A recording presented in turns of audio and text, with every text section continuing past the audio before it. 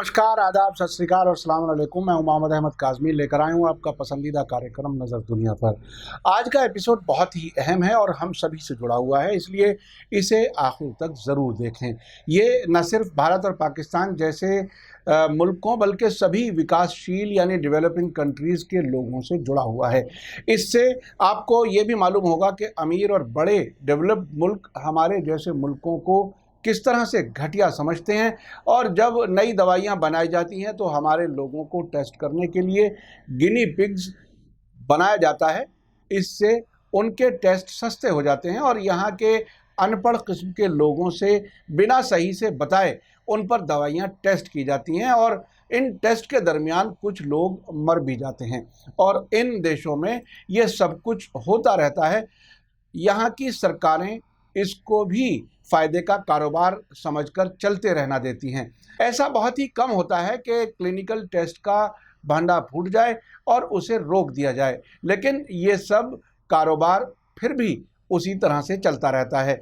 अब कोरोना महामारी के ख़िलाफ़ वैक्सीन बनाने के साथ साथ ये खेल शुरू होने जा रहा है। अब तक भारत और पाकिस्तान से ऐसे इशारे मिल चुके हैं। ये सब ज़रा अपना दिलो दिमाग एक साथ रख कर समझें तो कहानी समझ में आएगी। खबर में आगे बढ़ने से पहले आपसे गुजारिश है कि अगर आप YouTube पर देख रहे हैं तो सब्सक्राइब कर लें और घंटी दबाना न भूलें, और अगर Facebook पर देख रहे हैं तो हमारा पेज फॉलो कर लें और लाइक ज़रूर करें ताकि आपको हमारी हर एक वीडियो की खबर सही वक्त पर मिल सके। और अगर आपको हमारी खबर सच्ची और अच्छी लगे तो अपने व्हाट्सएप ग्रुप, फेसबुक, इंस्टाग्राम और ट्विटर अकाउंट पर ज़रूर शेयर करें ताकि मीडिया स्टार वर्ल्ड की खबरें दुनिया भर तक पहुंच सकें। कोरोना वायरस महामारी से दुनिया भर के लोग परेशान हैं। अब तक तकरीबन 3,15,000 लोग मर चुके हैं। 47 लाख लोग अब तक इसकी चपेट में आ चुके हैं।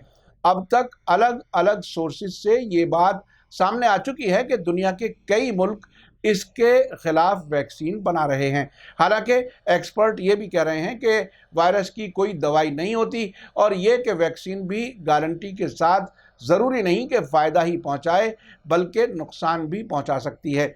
इस बीच में वैक्सीन बनाने वाले मुल्क अपनी वैक्सीन को टेस्ट करने के लिए विकासशील यानी डेवलपिंग मुल्कों में वैक्सीन के टेस्ट के लिए गिनी पिग्स की तलाश में हैं। यानी इन मुल्कों के लोगों पर टेस्ट करके ये पता लगाया जाएगा कि वैक्सीन ठीक से काम कर रही है या नहीं। अब से पहले वैक्सीन का टेस्ट जानवरों पर किया जाता था, लेकिन अब इस वैक्सीन को टेस्ट करने के लिए इंसानों की ज़रूरत है, जिसके लिए वे विकासशील देशों यानी डेवलपिंग मुल्कों में गिनी पिग्स की तलाश कर रहे हैं। और अब तक भारत और पाकिस्तान जैसे देशों से वैक्सीन अपने यहाँ टेस्ट कराने के लिए तकरीबन रजामंदी भी जाहिर की जा चुकी है, ऐसे संकेत मिले हैं।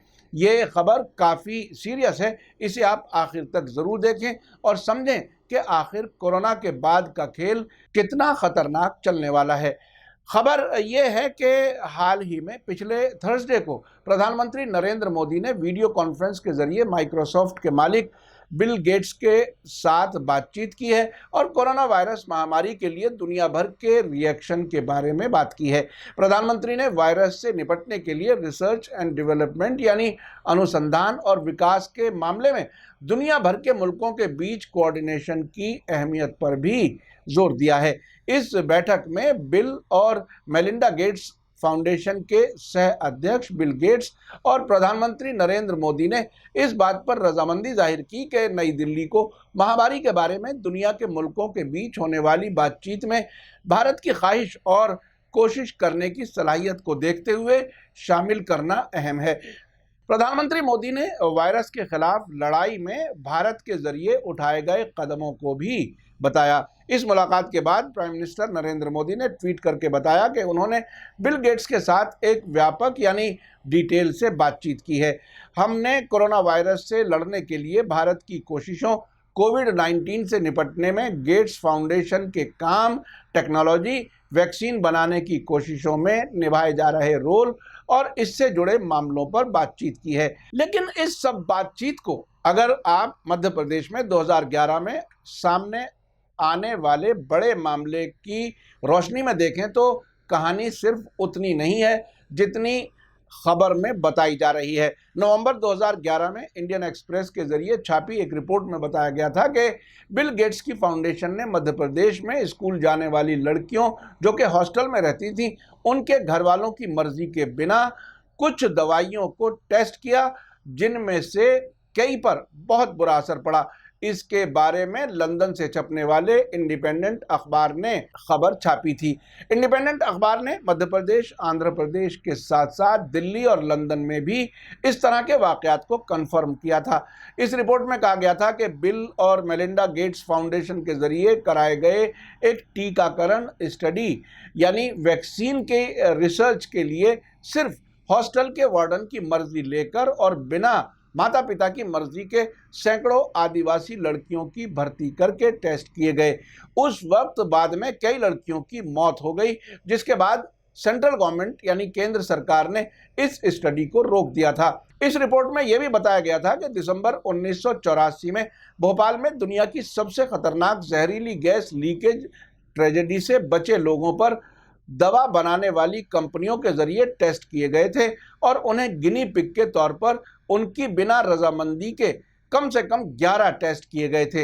इंडिपेंडेंट की रिपोर्ट के मुताबिक मध्य प्रदेश के इंदौर शहर में एक सरकारी अस्पताल में डॉक्टरों के जरिए किए गए टेस्ट की जब पुलिस ने जांच की तो पाया कि इसके दौरान एथिकल गाइडलाइंस यानी नैतिक दिशा निर्देशों की खिलाफ वर्जी की गई थी। जब इसके खिलाफ आवाज उठी तो ये टेस्ट रोक दिए गए और जिसने आवाज उठाई थी उसे नौकरी से बाहर कर दिया गया।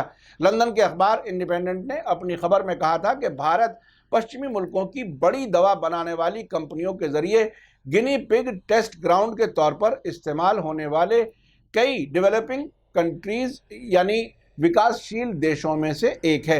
इन वेस्टर्न कंपनियों ने रिसर्च और डेवलपमेंट पर 2010 में 40 अरब ब्रिटिश पाउंड खर्च किए थे। उस वक्त बताया गया था कि दुनिया भर के 178 मुल्कों में तकरीबन 1,20,000 टेस्ट हो रहे हैं। इस रिपोर्ट में यह भी कहा गया था कि दवाई बनाने वाली कंपनियां टेस्ट की आउटसोर्सिंग करके अपने रिसर्च लागत को तकरीबन 60% कम कर सकती हैं। चीन, इंडोनेशिया और थाईलैंड उन मुल्कों में शामिल हैं जहां हाल के बरसों में टेस्ट कराए गए हैं। एक नई दवा के बाजार में बेचने की मंजूरी हासिल करने के लिए यूरोपीय दवा पास करने वाले संस्थानों को सौंपे गए सभी क्लिनिकल डेटा में से तकरीबन 1/4 डेटा कम और मध्यम आमदनी वाले मुल्कों में टेस्ट करके हासिल किए जाते हैं। दवा कंपनियों के सीक्रेट आंकड़ों से पता चलता है कि ये हाल ही में बढ़कर 50% के करीब पहुंच गया है, यानी आधे से ज्यादा टेस्ट इन गरीब और मिडिल क्लास यानी डेवलपिंग मुल्कों में गिनी पिग्स तलाश करके उन पर टेस्ट करके डेटा इकट्ठा किया जाता है। 4 नवंबर 2011 को इंडिपेंडेंट में छपी रिपोर्ट में कहा गया था कि वेस्टर्न दवा कंपनियों ने पिछले 5 वर्षों में ड्रग्स टेस्ट के लिए भारत में अपना जाल फैला दिया है, जहां एक बड़ी आबादी और ढीले कानूनों से फायदा उठाया जाता है। इससे पश्चिमी देशों में बेचे जाने वाले प्रोडक्ट्स के लिए रिसर्च लागत में कमी हो जाती है। इसके जरिए होने वाले शोषण यानी एक्सप्लॉयटेशन को देखते हुए कुछ लोगों का कहना है कि ये नए किस्म के उपनिवेशवाद यानी कॉलोनियलिज्म की नुमाइंदगी करता है। 2011 में आई इस रिपोर्ट में कहा गया था कि चूंकि भारत में 2005 में ड्रग ट्रायल के कानून में ढील दी गई थी, इसलिए यहाँ ये कारोबार उस सतह तक पहुँच गया जहाँ आज 1.5 लाख से ज़्यादा लोग क्लिनिकल टेस्ट में शामिल हैं, जो ब्रिटिश, अमेरिकी और यूरोपीय फर्मों की तरफ से किए जा रहे हैं। इन कंपनियों में एक्स्ट्राजेनेका, फाइजर और मार्क जैसी दवाई बनाने वाली कंपनियां शामिल हैं। मेरा मानना यह है कि अब तो 9 साल और गुजर चुके हैं, भारत में क्लिनिकल टेस्ट की आबादी और बहुत बढ़ चुकी होगी। हालांकि कोई ऑफिशियल आंकड़ा नहीं है। कुछ अंदाज के मुताबिक ये टेस्ट वाली इंडस्ट्री 18 करोड़ 90 लाख पाउंड की है। 2007 और 2010 के बीच भारत में कम से कम 1730 ऐसे लोगों की मौत हुई जो या तो गिनी पिग के तौर पर इस्तेमाल किए जा चुके थे या किसी न किसी टेस्ट के दरमियान में थे। उस वक्त ये कहा गया था कि उन मरने वालों में कई ऐसी हालत में थे जिन पर स्टडी की जा रही थी और उनकी वैसे भी मौत हो सकती थी। अब मैं आपको पाकिस्तान के बारे में बताता हूं, जहां प्राइम मिनिस्टर इमरान खान ने अपने यहाँ वैक्सीन के टेस्ट के लिए कुछ रिपोर्टों के मुताबिक रजामंदी जाहिर कर दी है। 23 अप्रैल को इस्लामाबाद से प्रेस ट्रस्ट ऑफ इंडिया ने रिपोर्ट दी थी कि एक बड़ी चीनी दवा कंपनी ने पाकिस्तान के एक नेशनल हेल्थ इंस्टीट्यूट को इनवाइट किया है कि वो कोविड-19 के लिए हाल ही में बनाई गई वैक्सीन का क्लिनिकल टेस्ट करने में मदद करे। पाकिस्तान के नेशनल इंस्टीट्यूट ऑफ हेल्थ यानी NIH को चीन के सिनोफार्म इंटरनेशनल कॉर्प से पाकिस्तान में कामयाब क्लिनिकल टेस्ट के लिए प्रपोजल भेजा था ताकि वो कोविड-19 वैक्सीन के लॉन्च के लिए पहले कुछ मुल्कों में एक बन सके। ये खबर पाकिस्तान के बड़े अखबार डॉन ने भी छापी थी। खबर के मुताबिक ये ऑफर पाकिस्तान के नेशनल इंस्टीट्यूट ऑफ हेल्थ के acting director major general doctor Aamir Ikram को चीनी सिनोफार्म इंटरनेशनल कॉर्प के डायरेक्टर जनरल ली केन की तरफ से मिली थी। डॉक्टर आमिर इकराम ने कहा है कि हालांकि अभी तक इस खत मिलने के बाद कोई कार्रवाई नहीं की गई है, लेकिन चीनी दवा बनाने वाली कंपनी के साथ कोऑपरेशन पाकिस्तान के लिए एक बड़ी बात हो सकती है। उन्होंने इस हद तक कहा कि हम मुल्क में क्लिनिकल ट्रायल के चलन को बढ़ाना चाहते हैं। क्लिनिकल ट्रायल शुरू होने से पहले कई कानून हैं, इसे नैतिकता समिति यानी एथिक्स समिति के जरिए भी पास किया जाना है।